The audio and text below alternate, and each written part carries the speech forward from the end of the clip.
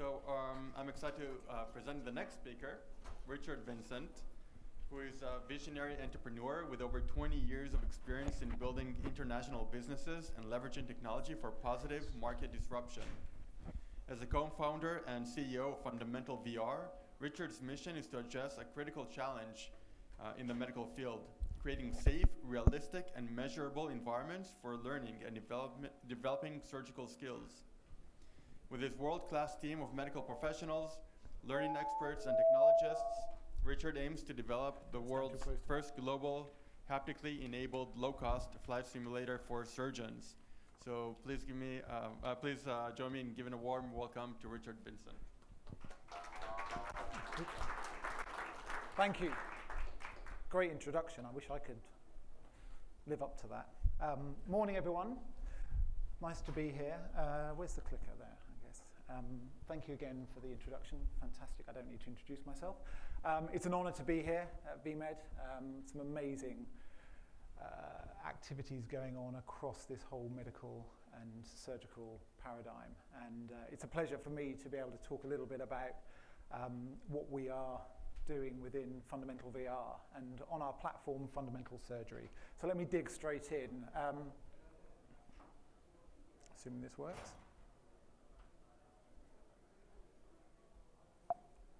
There we go. So I'm going to cover four things. My subject is all about accelerating competency through precision simulation. And so I thought it was important to kind of talk about some of my credentials and how I think I'm a little bit qualified to talk about this. Then what is precision VR? How does it accelerate? And then where do we go next with this subject? And in 15 minutes, I'll scratch the surface. But we have a booth here, so very happy to chat afterwards as well. So let's start with... Does it have like a... Credential? Oh, there we go. Right, there we go. So just a really quick snapshot background on what we're doing, which gives us a little bit, and me hopefully a little bit of capability to offer an opinion on this. We've been at this now since 2015, since the birth or the rebirth of virtual reality. I'm a technologist by background and could see in like 2012 that VR was going to start to emerge again, and that it was a time to really try and step into the capabilities of what that can do. Since that date in 2015, we've been building our platform extensively. It's now developed across over 30 countries. We've got a big team that are leveraging some of the things that you'll see today, both in the production of the VR and the haptic interactions, but also understanding the clinical needs, the educational needs, and putting those together. And we lean very heavily on our practicing surgeons and educators who support that activity. Our mission as a business is really all about this. It's about accelerating human capability via precision simulation. And I define precision simulation as virtual reality married up with kinesthetic haptic technology.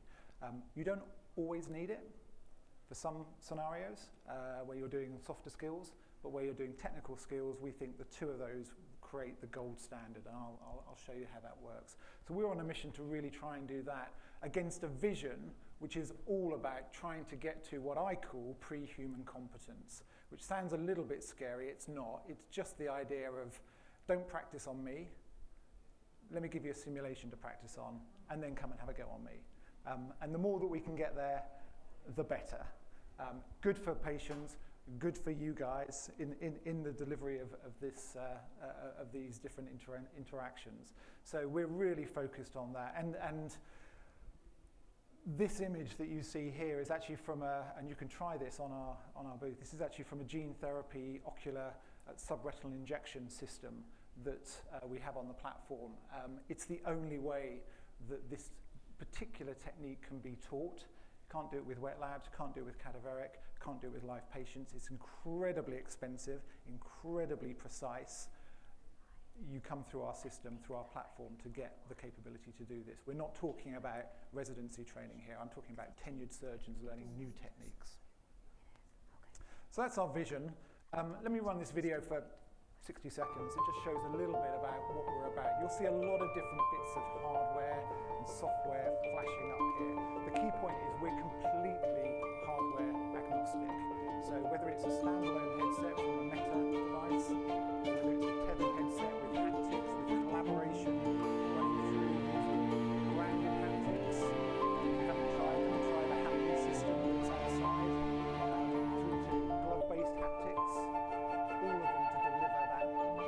We work across multiple procedural disciplines. We have a particularly strong showing within the ophthalmology space.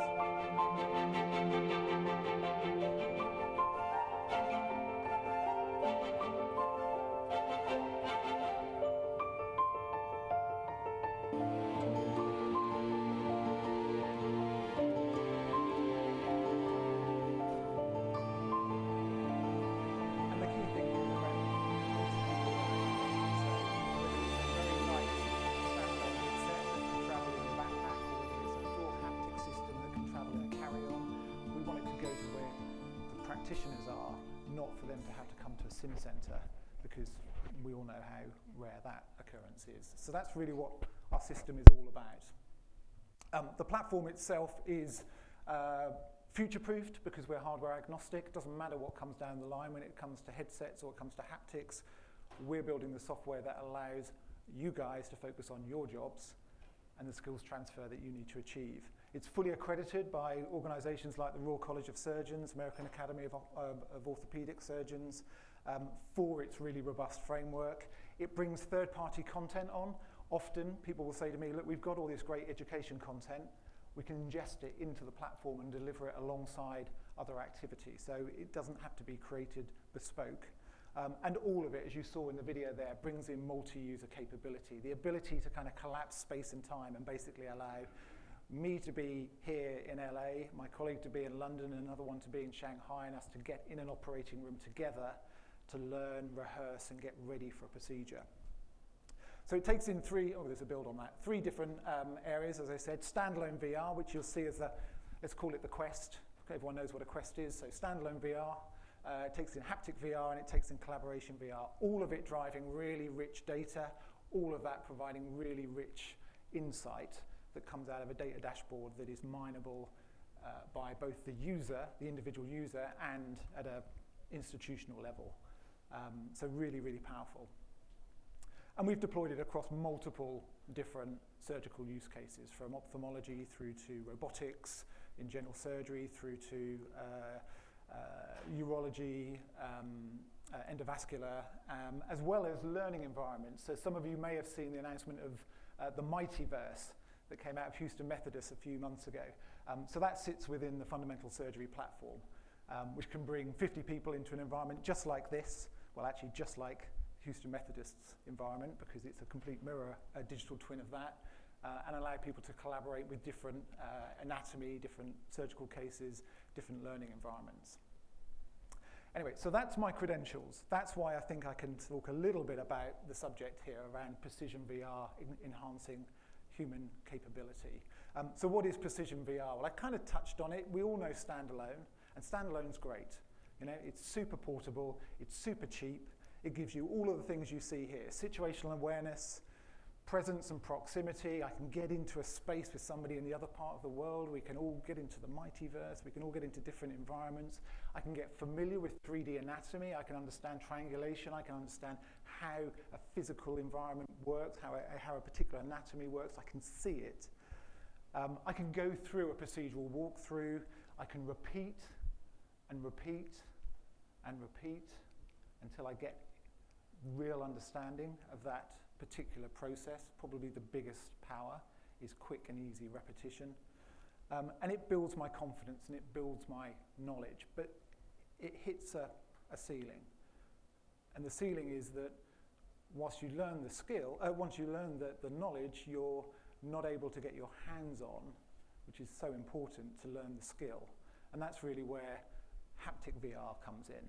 So haptic VR is everything I just talked about, plus touch, weight, resistance, force feedback, flow, physical cues, different interactions, whether it's holding a tool or whether it's using your hand to interact with a particular patient scenario. Real precision, sub-millimeter precision around measurement, around interaction, so you understand whether that suture was placed exactly in the right place. In many cases, and back to my example from eye surgery, you know, observation is very hard to assess whether or not you've actually done the correct thing. So being able to assess it with empiric data is fantastic. So real precise measurement, and also telemetry, because we've now got your hands in the mix here, as well as your head. We can understand your flow, your movement, and therefore start to, again, interpret and predict what's going to happen as a result of those different elements. So precision comes from adding in the sense of touch, irrespective of the input device. So as I said, if you haven't tried it, I highly recommend the Hapley guys who are over the road. We have a great relationship with them.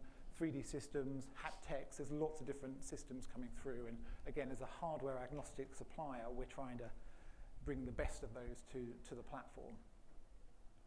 So if that's what Precision VR is, then the question is, how does it help? How does it accelerate? Well, I've kind of talked a bit about it, but just going up a level for a minute. If we think about the operating room and the ability to learn and acquire a new capability, a new skill, a new technique, well, for me, it falls into sort of three areas, really. I need to know the steps.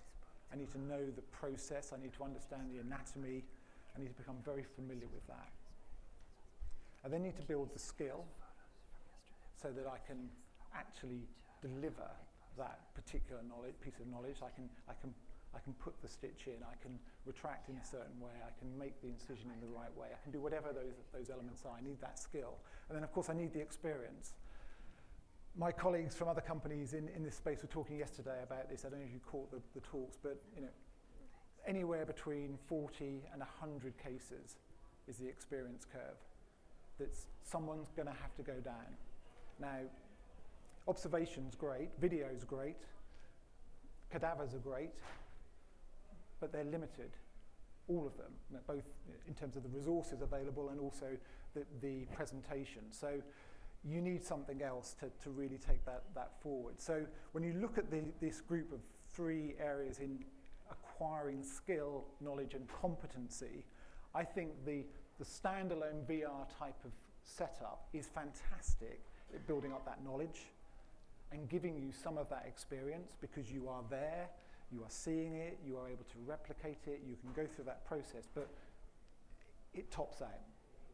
And where haptic virtual reality systems really start to deliver is in that other quadrant, giving you more experience, but experience that's hands-on, quite literally, giving you the ability to learn the skill because of the precision that you can deliver through that system, and that enhancing your knowledge again. So together, the two work incredibly well. And of course, in some use cases, you don't need to have all the skills because your job is to contribute in a certain area, and it's a team play. So it could well be, and we, excuse me, and we have examples of this in the work that we do. It could be that I'm in a full haptic system because I need to acquire those exact skills, whereas my team around me are in a standalone system because they are observing and interacting in a slightly different way, and they don't need to be fully haptically enabled, but they need to be in that space with me. So it's that combination of the two that really allows you to start building up capability. And I think this is where you start to see true acceleration of skills acquisition. Getting down that learning curve faster, not having as many humans involved in that learning process because the learning is not all happening within the live OR. As we all know, much of it is the reality of today. So there's a body, lots and lots of published data now around VR and haptics. And again, if you were here yesterday listening, you'll have heard a wide array of published data being referenced, so I won't repeat all that you heard yesterday. But suffice to say that compared against video, compared against books and traditional ways of teaching, the delta of a plus up for VR versus those is significant. And this particular study I picked here is 233%, but there are many across multiple disciplines. When you add haptics, you get all of that, and then you get another plus up. But this time we're in accuracy and we're in skill. So this study, there's two studies actually that this references. One from NYU Langone. This one that's actually referenced here is from the NHS. And what it's shown is about a 44% increase in accuracy. So I've got the knowledge, and now I'm starting to learn the skill to become competent. This particular study was run, I think it was year before last. We published it, I think, end of last year. Double-blinded, looking at tibial drilling techniques, and more importantly, plunging.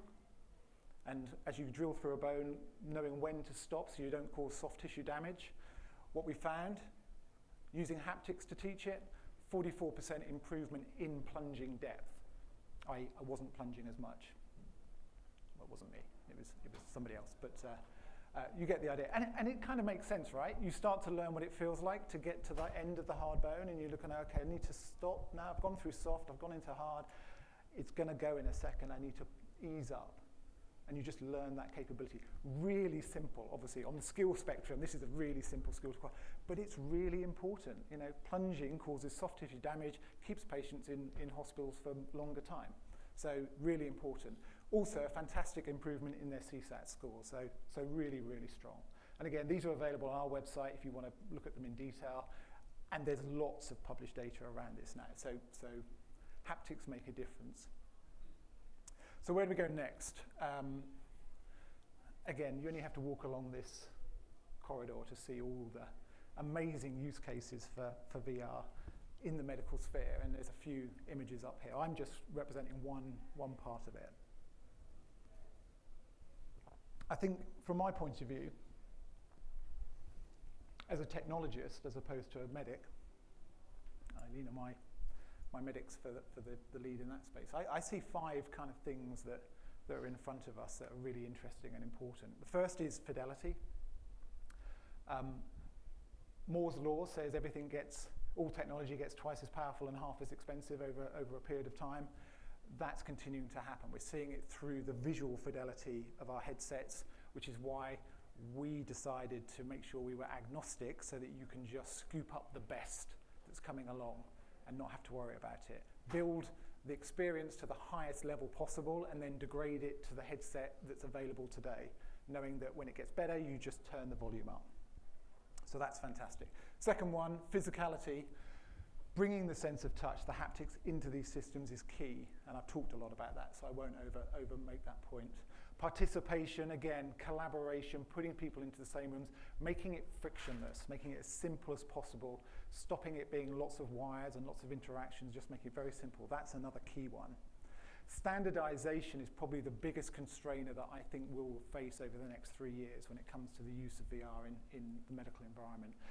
Currently, if you're using VR, you've probably got one headset with one application on it that does one thing, and you might have another one that does something else, and you can't get the two to work together, and there's no common standards, there are different interfaces, different data pools, different user logins.